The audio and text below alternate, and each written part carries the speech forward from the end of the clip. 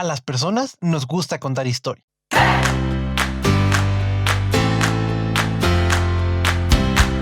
Pero sobre todo nos gusta escuchar sobre ella. No importa si son ficticias o reales. Si es buena, nos quedaremos atentos hasta el final. Pero si no nos termina de convencer, la dejaremos atrás en busca de una nueva. Para contar una buena historia, se necesita tener retórica, es decir, tener una buena capacidad para hacer un discurso que capte la atención de una persona y que puede permitir tener un mensaje debajo de la historia que se quedará como moraleja cuando termine.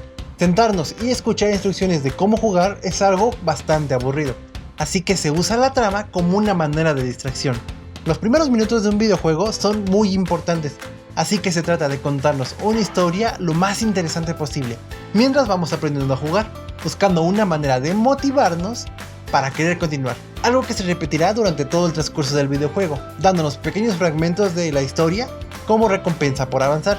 La manera más básica de contarnos una historia es por medio de cinemáticas, pequeños fragmentos de video que nos cuentan qué es lo que está pasando, pero que pueden causar inconsistencias entre lo que te cuentan en las cinemáticas y lo que hacemos mientras jugamos, dando como resultado que el personaje actúe de una manera diferente a la que estamos jugando.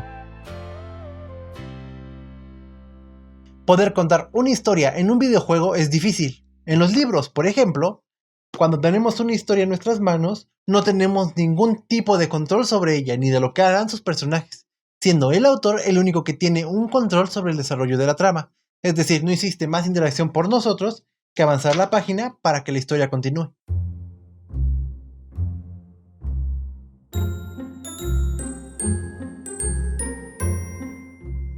Pero eso en un videojuego no es posible porque el escritor no tiene un control real del personaje, sino que somos nosotros los jugadores y jugadoras quienes tenemos el control todo el tiempo. Y es muy difícil planear lo que alguien hará en determinada situación, pues cada quien entiende las cosas a su manera.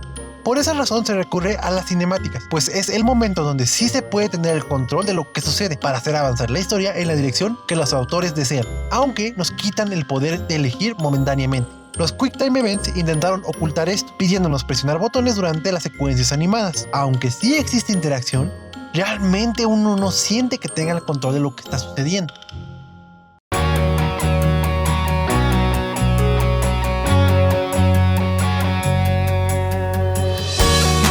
Las aventuras gráficas como Life is Strange, por su parte, se centran en contar una buena historia siendo más narrativas, pero permitiéndonos tomar decisiones sobre las acciones de nuestro personaje, que repercutirán en lo que sucederá en un futuro,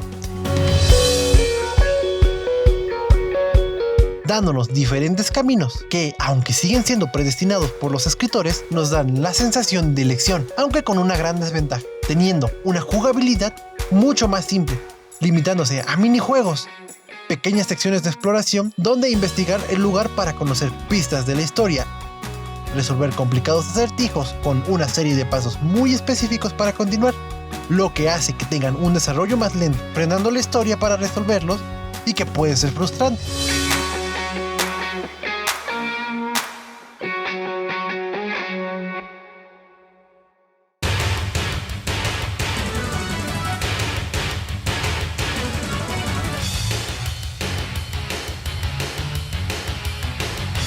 Los juegos en primera persona comenzaron siendo todo lo contrario a una aventura gráfica.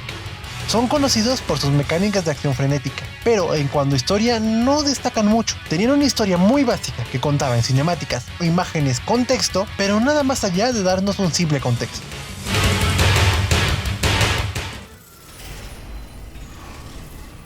Valve revolucionó esto, creando una historia narrativa diferente, explorando las posibilidades del género, contando la historia mientras jugamos por medio de secuencias animadas en tiempo real a nuestro alrededor. A esto se le conoce como un script, algo que es mucho más inmersivo y que fue perfeccionado por juegos como Gears of War o Halo.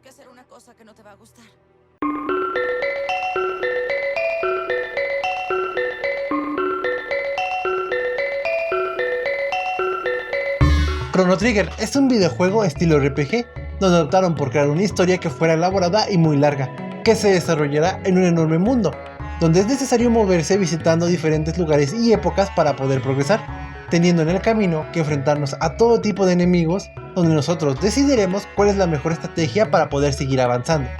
creando nuestras propias mini historias que nos recompensan haciendo más fuerte a nuestro personaje, y eso a su vez nos facilita el progreso en la historia principal.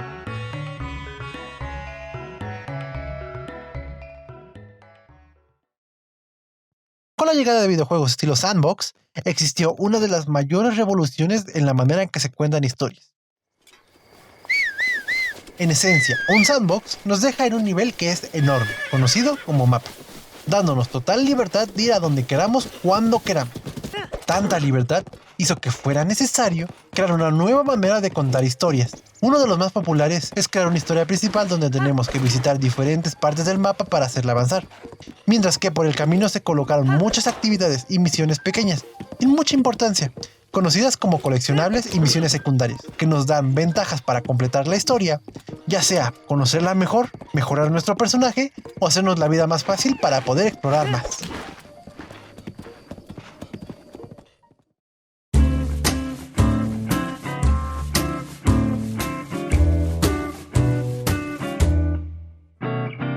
Contar una historia así tiene su lado negativo, pues entre tanto que hay por hacer, la historia principal pasa a un segundo plano. Y además, desarrollar un videojuego así de grande es bastante costoso y tardado.